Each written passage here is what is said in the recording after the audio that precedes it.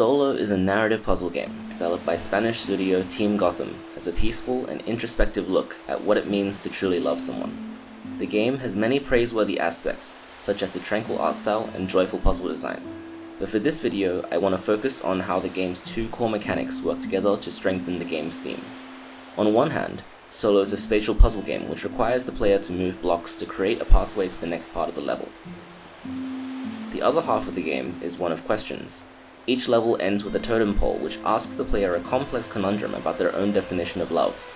As the player journeys further into the game's various islands, they are led to be more aware of their own beliefs and biases when it comes to romantic relationships.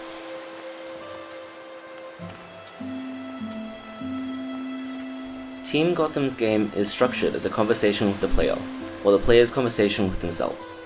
It is a game which delights in introspection, and needs to create space for the player to mull over the big ideas being presented, without overloading their mind with challenges, mechanics, and texts. This creates an interesting problem. How do you pace a game so that the player has time to think about things other than the game itself?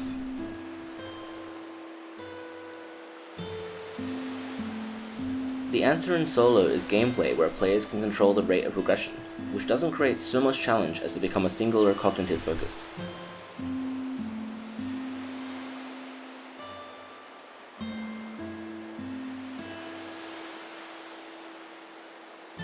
Mechanically, Solo is built from simple three-dimensional puzzles, about traversing space by moving around blocks. Puzzles tend to have multiple solutions, and almost all involve creating a path towards easily visible goal points.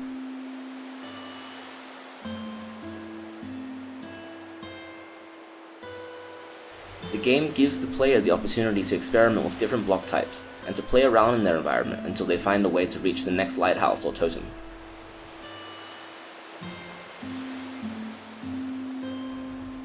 It also helps that the game doesn't forcefully push the player forward, which other puzzle games tend to do. Solo happily lets the player get distracted. They can pull out their phone and take a selfie, or play a few chords on the guitar.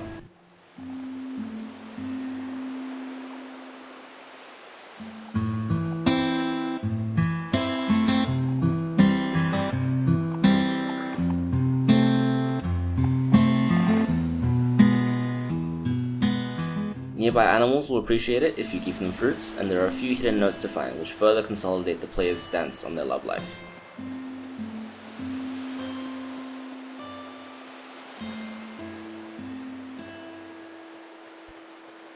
The puzzles required to finish the game tend to fall on the easy side, although there are tougher challenge puzzles for those who want to explore the game's mechanics in a more in-depth manner. A full playthrough of the game will take roughly 2 to 3 hours, depending on how much optional content the player decides to undertake. It's definitely worthwhile to go through it in a single sitting, in case the decisions you make at the start of the game begin to change and evolve as you are provided with more information.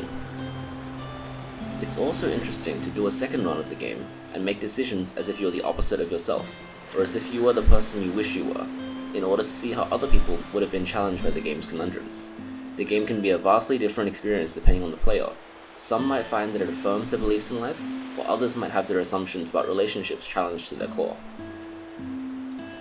Even in the puzzle genre, Solo stands out as a slow, quiet game which doesn't try to impress players with tense gameplay or complex mechanics. Instead, it manages to be engaging through its ideas, creating an environment for the player to think more deeply about topics which might have been rolling around in the back of their minds for years. Solo is a game which will be worth much more to the player than just its runtime, and I'm sure there'll be many people who will have their own identities strengthened after taking this lonely journey through Team Gotham's Watercolor Islands.